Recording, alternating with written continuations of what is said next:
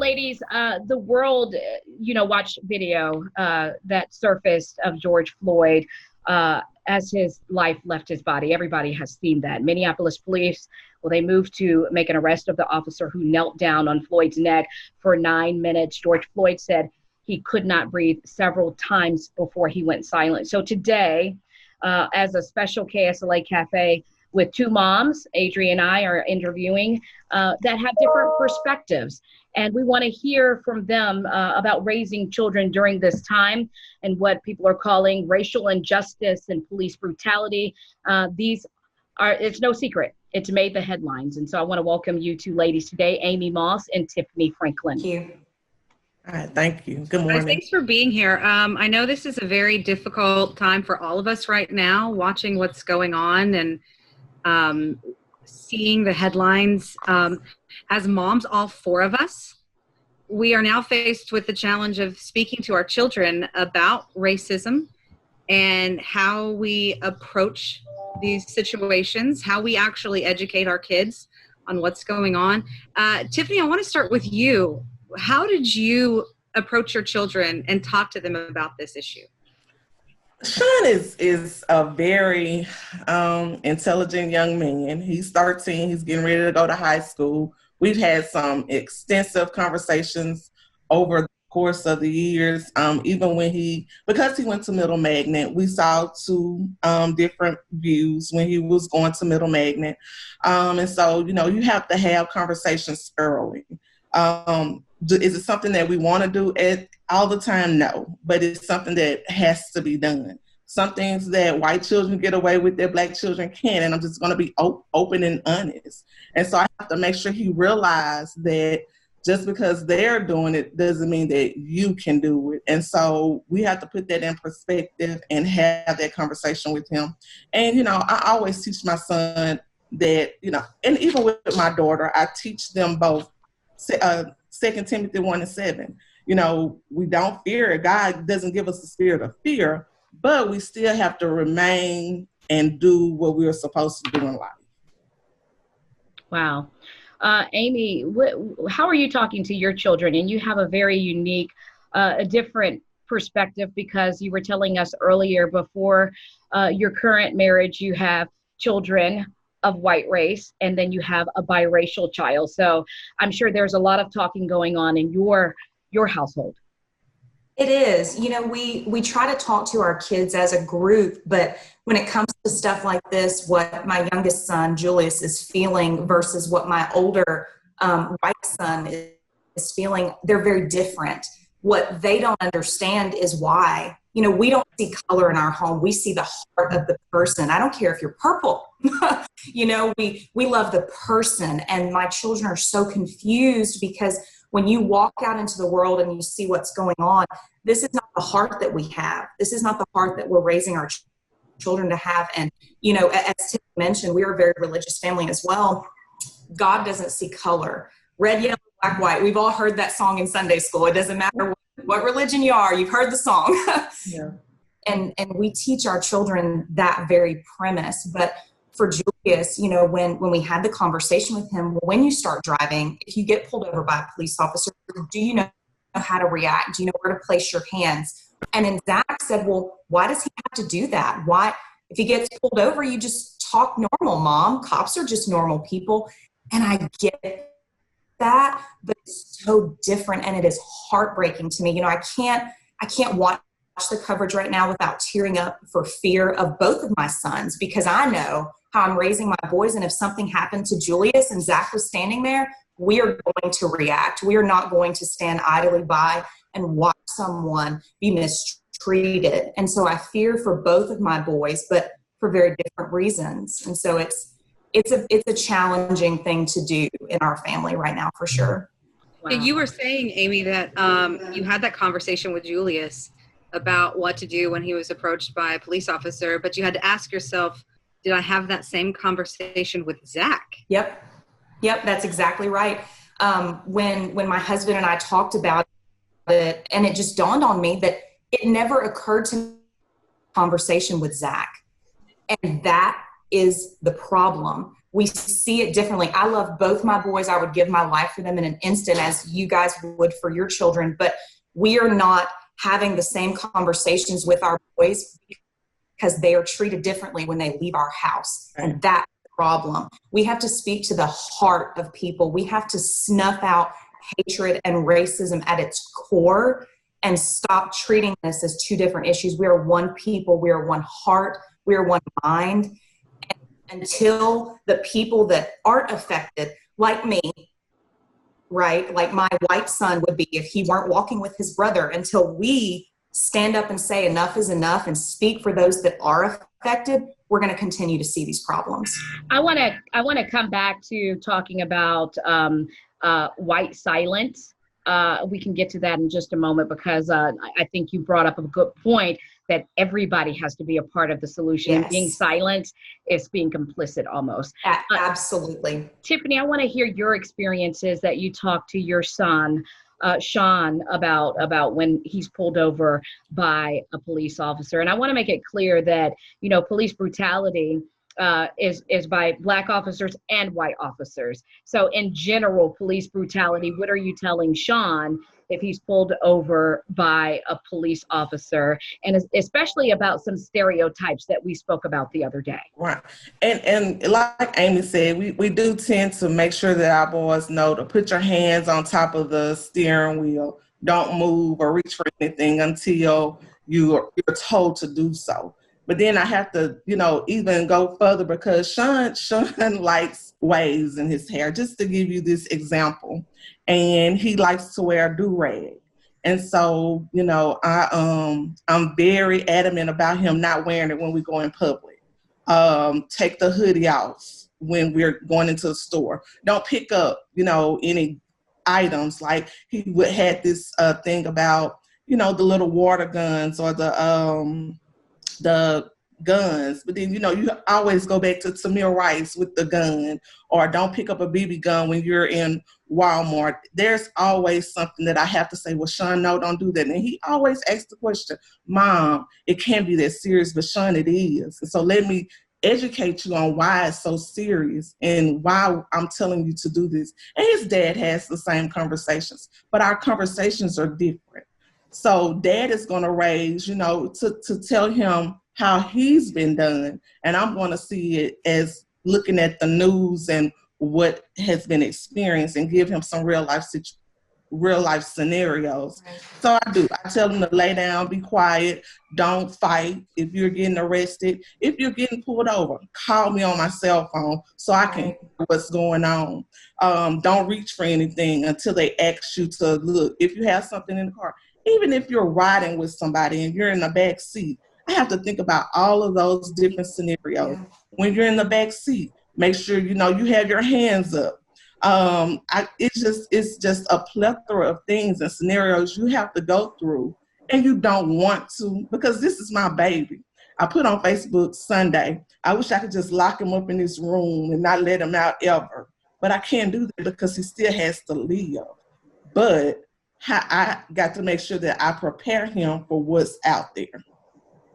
Yeah, have either of you two, I'm sorry, Domonique, have either of you two allowed your children to see the footage of what happened to George Floyd so you could explain what's going on? Yes, because if we don't allow them to see it, they'll never believe that it happened. And so you have to show them what's going on in the world. You want to shelter them because they're your children, they're your babies. Even my daughter, who would have thought that going into Breonna Taylor would have died because of a drug raid? The police shot her a couple of weeks ago. So you even look at your girls sometimes and say, hey, these are some things that you need to know as well. And with me, I have a whole different spectrum because I work with about 300 kids every day. I'm assistant principal at Turner Elementary. And so I have that group of boys that call me Mama Franklin. And so like I'm having conversations with Sean, I have those different conversations with the kids that I talk to every day on a daily basis. Right. We're having conversations. Their parents are having conversations. I'm not the only Black mom that's having this conversation. You know, I look up to Vanessa Davis and Sheena Johnson. All of those ladies are having those same conversations. Even Amy, she's having that same conversation with Julius. And so I think and what I really commend you, Amy, is that you're not just having it with Julius, you're having it with Zach so that he can see what, and I think a lot of that needs to be done. I need O'Callahan to go and look at her children, her white children, and say, hey, this is going on, but how can we change it going forward? Right. Yeah. When my daughter saw the video, she just cried. She's like, Mom, I can't believe they would treat somebody that way. Why would they do that? But I totally agree with what you're saying. Until we show our children what's going on, they're going to live in rose-colored glasses, right? And we, the four of us ladies, every mother out there, I truly believe in my heart of hearts, are raising a better generation. We are raising and accepting a loving generation, and seeing things like that. A lot of people say can jade a child or can make them live in fear, but it's not about fear. It's about seeing what's going on and meeting it head on. And Domonique, like you mentioned, we are not silent. We are not going to stand idly by and let this happen. We talked about the peaceful protests that went on in Shreveport, and I believe there's another one going on this weekend. You know, I want my children to be involved in that. We will not live in fear. These people hate. They're not fearful. They're out in the world right now and speaking that hate, and love conquers hate. And we're going to speak love into the lives of everyone we know. And it's a ripple effect. You're going to talk to your circle, and they're going to talk to their circle. And eventually it's going to be a global movement. And that's how we defeat racism. That is how we snuff out hate. Yeah. Amy, I wish everybody thought like you. You know, over the course of a few days on my Facebook page, and just looking at my friend's Facebook page, and quite frankly, talking to other journalists who are experiencing the same thing too. Minority journalists. Okay, so let's just face it. Before we were journalists, I'm a Black woman. I've been Black all my life, right? And so I'm raising Black children. And so I made a Facebook post the other day explaining where I was coming from as a Black woman and a Black mother and a woman that's married to a Black man. And of course, you have a couple of people, just a couple, you know, said that I was race baiting. And I'm not. I just want everybody to understand where we're coming from. And you were talking about white silence. And I think on Facebook that I've seen some people, some of my friends, keyboard warriors, girl.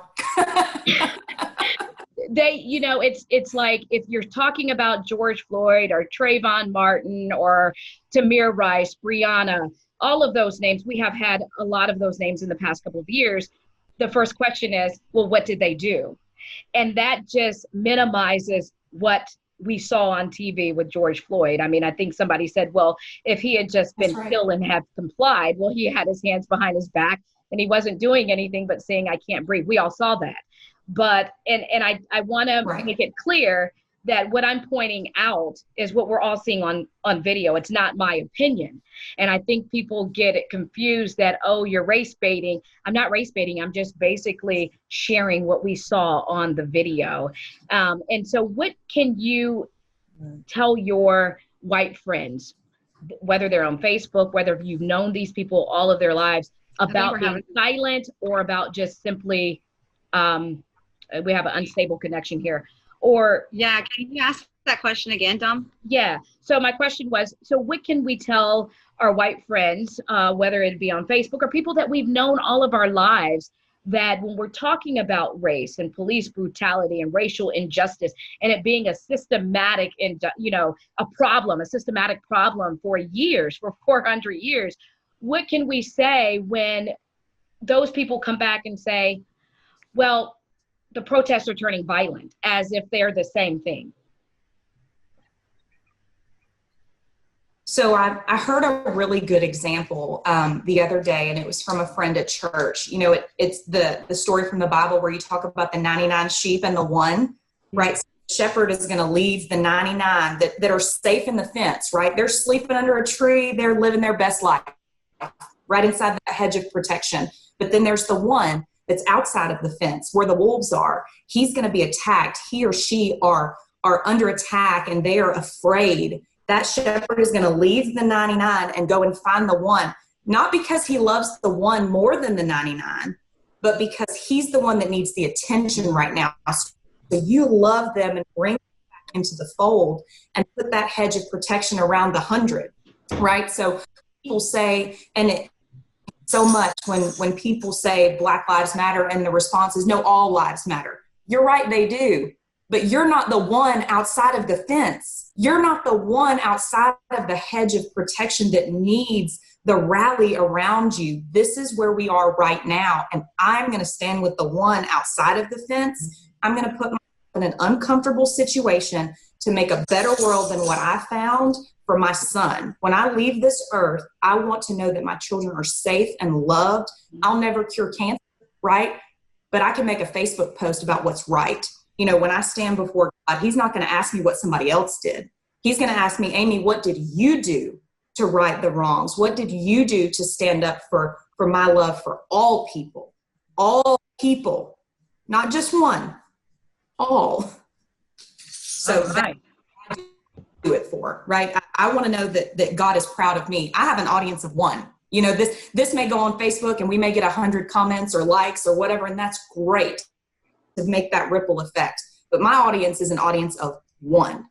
And if I please him and protect my children and do what's right, that's all there is to say. Yeah. All right. Woo. Okay. I know, right? Yeah. Preach. Whenever this first happened, my son, you know, we've taught him since he was a young child, old enough to understand, to be kind to everyone, regardless. You know, just be kind, be compassionate, even when people are not kind back. You still be kind to them. And when he was hearing what's going on in the world and what was going on with George Floyd, he started asking me questions, and he started saying, you know, why was that police officer doing that? And why would they hurt him? And why would they do this? And I had to sit down and say, okay, now's the time. You're 7. I was really hoping to not have this conversation with you quite so early, but let's do this. You need to know what's going on, why this is so wrong, and why this horrible issue dates back to, you know, so far. So I had to explain to him about racism, and a word that I was, you know, I may have been naive, but I was hoping, man, I hope my son never knows that word. Never knows it. Of course, I know he would. But me as a mom, you never want your kid to even consider that as something. You never want him to think about racism or put even that thought in his head. But I had to teach him, and I know that's just like every other mom on this, you know, call right now, that you had to say something. And I think it was a bit scary, however, to tell someone so young. But I'm sure, Tiffany, you have older kids, right? Your kids are in high school. So this isn't probably the first time that they've ever had to deal with an issue like this. No, it's not. And, you know, you keep making sure that you give them the right, sometimes you want to